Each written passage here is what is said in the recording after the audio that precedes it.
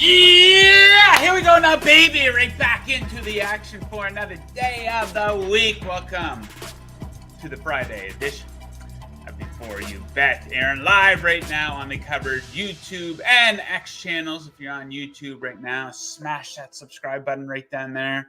There's a like button down there as well.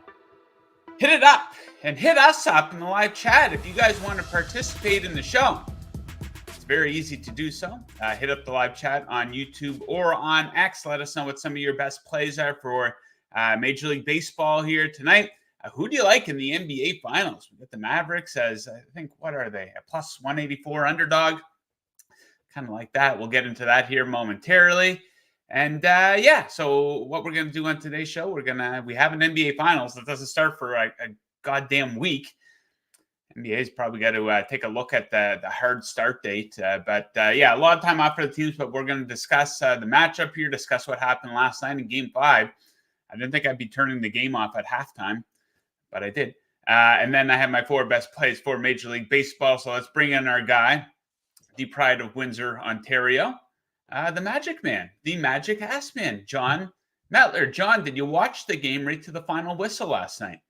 I did actually, just because I had the Ant under 20.5, and it was. I had that too. I know he finished on 28. There was a stretch there. I was like, oh my god, he might go over because the defense is softening up just because it's a blowout, right?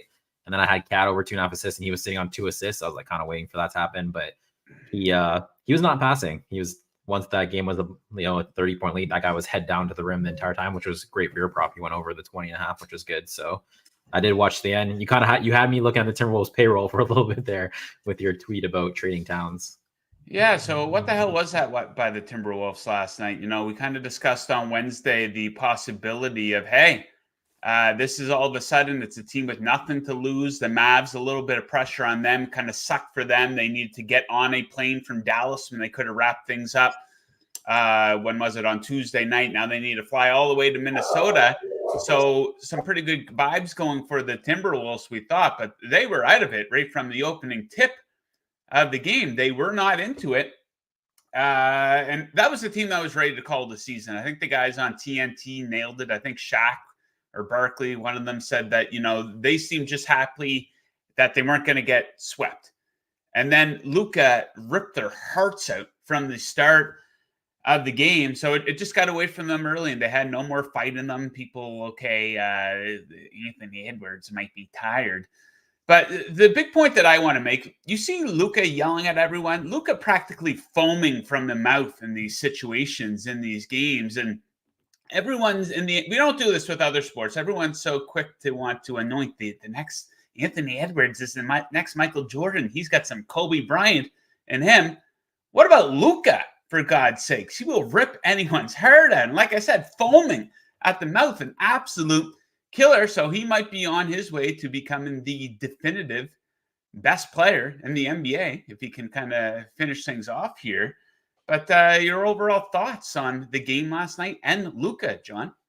Well, that was kind of what stood out for me, where you're like, for Luka Doncic, that was like just an elite performance, because you come out first quarter and you like stepped on their throat and like you sucked the air out of the entire building, all the energy.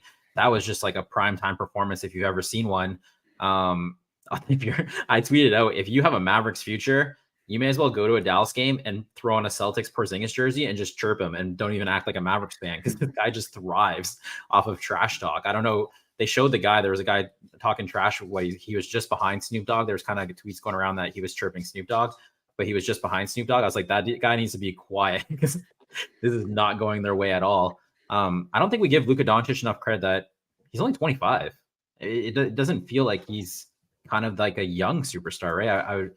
That's the one thing too. You want to get into like the Timberwolves roster? Well, let's get into that, because we do an obituary for every team once they exit the playoffs. And let's talk Timberwolves. So definitely the positives. They were probably ahead of schedule. I don't think a lot of people coming into the season, they would have been considered like a sleeper in the Western Conference. I don't think a lot of people would have had them going this far. So definitely a step in the right direction. And I guess it becomes, what do you want to do? I think the most likely thing they're going to do is just retool a little bit. The bench is pretty good, but you can make some small tweaks here and there. There's going to be some people campaigning to get rid of Karl Anthony Towns, which I don't think Karl Anthony Towns, if he's your second or third best, I don't think he's the second or third best player on a championship team, really. Like, he shows up some nights, he's very inconsistent on others, a lot of stupid fouls. But I think they're just going to run it back. But down the road, I had this thought. We know how quickly these guys are to want to jump teams in the NBA. You got this superstar on the horizon, and Anthony Edwards, a guy from the South. You think maybe if things regress a little bit, he might work his way out of town? Maybe. I don't know. There'll probably be some talk about that. But Metler, what do you think here? A bit of an obituary for the Timberwolves. It was kind of pathetic how they went out. Let's be fair. But overall, big picture, it's mostly positive, right? Yeah, it's mostly positive. I mean, it was definitely a successful season for them. I do think, like, if you backtrack to the beginning of the year, like, hey, you lost in the Western Conference Finals, they'd be like, that's a great season for us. But when you kind of got to this point, you're kind of disappointed. Like, I think they could have won it all, right? And like, you just never know if you'll be healthy or you'll have, they're over the luxury tax too. You don't really know what roster they're going to kind of bring back here. People are going to make the case that the Gobert Towns thing doesn't work and maybe trade one of them. I think they need to have like a long, hard conversation, sit down with Naz Reid, Towns, and Gobert, and like, it can work. It can work, and they can win a championship with this roster, but they also need to be way more flexible when a matchup presents itself that it's not good to have both bigs on the floor. Like, we need to kind of go a different way. So like, the roster that they have the roster that they have helped them beat the Denver Nuggets. But then you come into this Mavericks series and it's just like Gobert, like Kyle Anderson is out there fighting for his life over high pick and rolls. And Gobert's a really good, he won defensive player. He's one of the best at playing a drop, but he's playing a drop and Luka's just cashing threes. And it's just not the coverage for Luka, right? And I just felt like there was so many opportunities for the Wolves to mix up, and like, they have the pieces and like just try different things. And they just didn't really, it's kind of what I'll get into here with, the Celtics and Mavericks series is the Celtics, they don't guard Lively and Gafford. They only played one game, but they didn't guard them with Porzingis. They actually put Jaylen Brown on them. So when you come up with the pick and roll, the high pick and roll, you have two guards who can trap Luka right away. And it's like the Timberwolves had the pieces to kind of do that same thing, but they just kept playing Towns and Gobert, and it kept being Towns and Gobert coming up on the pick and roll, and Luka was just picking them apart. So to me, it's just like, I feel like there was adjustments they could have made, but they also have to like play all their superstars at the same time. So it's kind of like a tricky situation to me. Okay. So yeah, the conference finals in each conference were an absolute bust, but I think we're set up here for a pretty dramatic NBA finals. This is incredible theater with Kyrie going back to Boston. You have Luka ready to take that throne, potentially the definitive best player in the NBA, if he can kind of seal the deal here at 25 years old. So over at FanDuel, the Celtics are minus 220 to win the series. Mavs come back at plus 184. The Celtics favored by 6.5 points in game one. Who do you think I like? Well, I told you that whoever comes out of the West, I think, is going to beat the Celtics. So obviously my pick, I'm going to go with the underdog, the Dallas Mavericks here. A lot of red flags here, I think, for Boston. I think a lot of things working against them. They're going to be totally out of rhythm by the time this series starts. I know the Mavs have a nice long break here too, but the break for the Celtics is 3 or 4 days longer. So just an insane amount of time off, a serious lack of competition to get here. Now, the counter to that might be, well, Boston's so good. And it's, well, look at all the superstars that they didn't have to play. Every single team that, even the Clippers, who the Mavs beat in round one, I would say the Clippers would be favored versus any of these teams that the Celtics beat. Maybe not the Pacers when Halliburton's in the lineup. You can debate that. It doesn't really matter. And they got to reintegrate Porzingis into the lineup as well. And you're probably going to disagree with me on this, John, but people are talking about Porzingis like Bill Russell in his prime is coming back to join the Celtics. He's a good player. Is he a great player? Absolutely not. Let's not make such a big deal out of their third best player who's never accomplished anything in the playoffs and who's always hurt is returning to the... People talk about this like it's Michael Jordan joining the team. He's a fine player, I don't know if he's like this incredible difference maker. So settle down on the Porzingis talk. The guy's never accomplished anything. So yeah, I like Dallas. You like Dallas too? Yeah, I jumped, like I said, I jumped ahead and grabbed plus 230 on the look ahead series price. I like Dallas. The thing that kind of gets me onto Dallas is the Celtics best, the best part of their team is their perimeter defense. You have Derek White, you have Drew Holiday, you have all these guys, and you just kind of want, like, I wonder, like, this is Luka Doncic and Kyrie Irving, and like specifically Luka, if the Celtics perimeter defense doesn't like not hold up, but like it's way different when you have a really good perimeter defense and you're facing even the Orlando Magic. Like, let's shut down Jalen Suggs. There's really just no matchup for Luka. Luka's just an extremely like talented player. So if Luka's able to like still be Luka, and then the Celtics, like, the best facet of their game is their perimeter defense, and that's just not taking things away, I kind of like wonder like what that looks like for the Celtics. You know what I mean? Like, it's almost like if you're playing the NFL, you have the number one defense and you have two shutdown corners, and then all of a sudden you play a team that has Justin Jefferson, Jamar Chase on the outside, and it's like, well, if we can beat them over the top and we take away their defensive advantage, like, what does the rest of the defense look like? I just feel like Luka Doncic and Kyrie Irving are the two. We talked about this way before the playoffs started. I said I thought the Mavericks were a team that if they got to the finals and they played the Celtics, I thought they could beat them because of that. And I went back and watched the film too, and like Luka, his size too, like Drew Holiday is kind of like one of those guys who, he uses his size and strength to guard you and kind of be disruptive, but Luka's even bigger and like even stronger and also really fast. And I just don't, or not fast, like very creative with his footwork and like tactical. I feel like it's a very interesting matchup. I like the Mavericks. I laid plus 230. I know it's plus 180 now. I would still take the plus 180. I'm going to ramble here. I do think you're running into a scenario too with this pricing. You're going to see very mixed reviews on who people are taking and like citing like kind of like more the math probability side, because to me there's two very different Mavericks teams. If you're running off like a power rating that's like the whole season, like their first 60 games of the season, that's not the team you're watching now. Like, they went to the trade deadline, they got Daniel Gafford, they got PJ Washington. It took time to integrate them.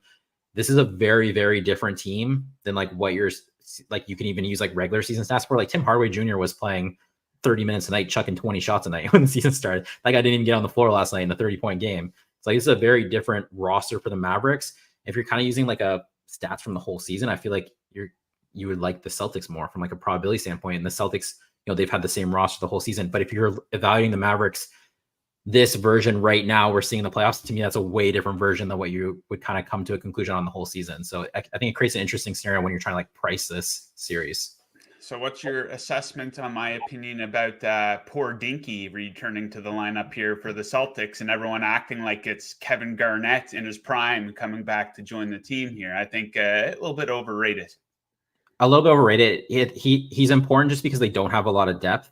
So like if you kind of just need him from like if you only have Al Horford, that's kind of a problem. But the nice part is kind of very similar to the Mavericks, where Gafford and Lively are the exact same player. Horford and Porzingis are not totally, but like they're floor spacing fives, right? So they kind of do play the same way as well. And like Porzingis and Horford, that's going to be a big part of this NBA Finals, because Porzingis is not only a guy who can shoot a three, he can shoot a 3-4 feet off the line. And if Derek Lively or Daniel Gafford are guarding him, he's going to pull them way out to the 3-point line. And that rim protection that you kind of see, it's way different when you have Rudy Gobert standing under the basket, clogging the lane for everyone, because Lively and Gafford can just stand there and block shots. It's a different series when you got to guard the 3-point line. So he does have he has an important role. I don't think he's, like you're saying, he's not as important as like the specific player to like Horford can shoot threes too, right? Horford shot 40% from three. So it's just, it's more the depth thing, I would say, for them as well. Yeah, that's probably fair, but I'll still call him poor Dinky and root against him and that narrative that he's the most important glue piece here for the Celtics. Give me a break.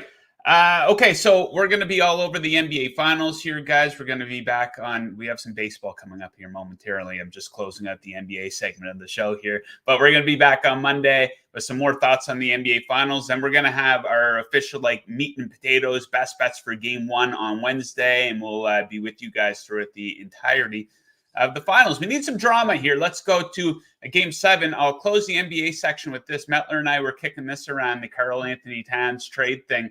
And I'm saying he's making like $50 million a year. I don't think you're going to find anyone very interested in biting that taking a bite on that contract. But Metler jokingly threw it out the Pistons. And I said, what about the Wizards to form the worst big three in the league if you had Karl-Anthony Towns, Jordan Poole, and Kyle Kuzma as the big three? That has a 10th seed in the Eastern Conference written all over it. I would love to see that. What do you think? For entertainment purposes. Yeah, for entertainment purposes. Could you imagine being the 4th and 5th starter on that team? You would never see the ball ever, like for a shot. Like you just be playing defense and getting cardio in. You would never ever get a pass from Jordan. If Jordan Poole, Kyle Kuzma, and Towns were on the same roster. Yeah. I would love to see it. It would be the most dysfunctional big three probably in the history of the NBA. And it would be a league pass comedy tuning in every single night. Okay, let's switch over to Major League Baseball. My goal was to cross that 20 unit mark. I have done so. We're up to a little bit over 21. So the next mark we will try to pass is 25 units. Let's get a good start on that here tonight. And we are starting with the sexiest bet in all of sports betting. Of course, it is a walk parlay. We're going to take Luis Severino and Sixto Sanchez, both over 1.5 walks here, plus 157 on this one over at DraftKings. So Severino is a walk machine. 3 or more walks in 4 straight starts now. He's actually walked at least 2 in 8 of his last 9 starts. He's taking on the D-backs who are hovering around the top 10 in walk percentage versus righties over the last month. Sixto Sanchez of the Marlins has walked 2 or more in every start this month, so at least 2 in all 4 of his starts in May. He faces the Rangers, who walk at the 5th highest percentage versus right-handed pitching over the last month. Some good plus money on that one. Next up, a rare non-pitcher prop from me. I think this one lines up perfectly. Orioles hosting the Rays tonight. Going to take the Orioles' first 5 run line, so they need to be leading at the end of 5 innings. Plus money, plus 105. That's over at DraftKings. Aaron Savali on the mound here for Tampa Bay. He's been an absolute disaster on the road. A 7.40 road ERA in 5 starts. He's had an awful month regardless of location. A 6.57 ERA, so just awful form right now. Tampa Bay facing Albert Suarez. They're 28th in OPS versus right-handed pitching. He is a right-hander, of course. He spent time as both a starter and reliever. Very sharp overall. A 1.53 ERA with a whip lower than 1. And probably my favorite reason for this bet, F5 runs. So runs scored in innings 1 through 5. The Orioles are second in F5 runs at home. Tampa Bay second last in F5 runs on the road. So there you have it. The Orioles to lead after 5. Let us keep rolling. So it's rare where you can find a situation where you can actually fade Patrick Corbin these days. It used to be you see Patrick Corbin's pitching and, I'm going to take the over on his earned runs, hits allowed, whatever. Sportsbooks have adjusted, but we got a good spot to fade this guy here, Patrick Corbin. Shocked to see this number. Someone might get fired for posting this number. Patrick Corbin, under 17.5 outs recorded, plus 120 over at Bet365. It was even money at a couple other sport books, but good spot here because he's 1-5 against this number on the road, where he's been getting shit canned. He has a 6.68 ERA on the road. He's taking on the Guardians, who are hot versus left-handed pitching, and 8.03 OPS over the last 2 weeks. And this is a low strikeout pitcher versus a low strikeout offense. Lots of balls in play. Cleveland is hitting with a lot of hard contact. So they're going to make him work and probably get him out of the game before the 6 innings pitched mark. And let's wrap things up with Ronaldo Lopez on the mound here for the Atlanta Braves. Going to go over 15.5 outs. Even money once again over at Bet365. So he is 4-1 against this number at home, where he's been great. He has a 1.21 ERA. Great opportunity to pitch deep into this game versus Oakland, who is last in first 5 runs scored on the road. So he should be able to get off to a fantastic start. Oakland actually 28th in OPS on the road over the last month. And also worth consideration, the Braves are going to want some innings out of this guy. It was a bullpen day for them yesterday. So I'm sure they'd like that bullpen to be as fresh as possible going into the weekend. So it looks like a good spot for Reynaldo Lopez to hang out in this game and go over 15.5 outs recorded. Okay, Metler, you're wearing the Tigers hats. Yeah. How about Jack Flaherty, man, on my fantasy team? This is a guy I always liked. I liked him when he was on the Cardinals. He fell off a little bit. The COVID year, I think that's when he kind of hit a skid, and they got rid of him. They traded him at the deadline to Baltimore. Then he becomes a free agent. Tigers take a flyer on him. He was fantastic last night. He's having a great season. What do you like for your Tigers? And you must be loving the Jack Flaherty experience, eh? Well, first of all, funny story. So my buddy has Jack Flaherty 350-1 to lead MLB in strikeouts. And this could go down as he bet this before the season started in spring training. And I think he's now like 6-1. He's way up there. And this could go down as like one of the most epic screenshots in our entire friendship, because he texted me and he's like, I'm betting this. And I told him he was crazy. And I said, I wasn't betting it. I was like, this has no chance of winning. Like, also, like, you gotta remember Spencer Strider was healthy when we're like talking about this and stuff like that. So I was like, you have no chance. And like now, like he is live, like he is way up there. So I really hope he wins. That'd be like one of the coolest bets I ever see hit. He also needs some help. He needs to start probably buying up some more guys and stuff. He's trying to figure that out. But for today, I did actually place a pitcher prop for one of the Tigers. I went Kenta Maeda over 4.5 strikeouts. It was plus 125 at DraftKings. I think that's moved. I think there's a plus 125 at BetMGM though. Maeda hasn't been great this entire year. He's kind of been a disappointment. He did hit the injured list.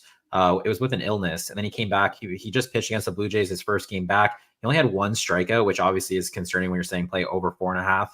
But the Blue Jays they don't strike out a lot. They're at the bottom of like team strikeouts. You like a strikeout percentage, and the Red Sox are the complete opposite. They're right near the top. So it's a completely different matchup. It's also like, you come back, you only have 1 strikeout. Like he was like kind of trading 5.5, 6.5 earlier in the year, more 5.5. So like this is now 4.5 plus money because he only had 1 strikeout and he didn't have to throw many pitches and stuff.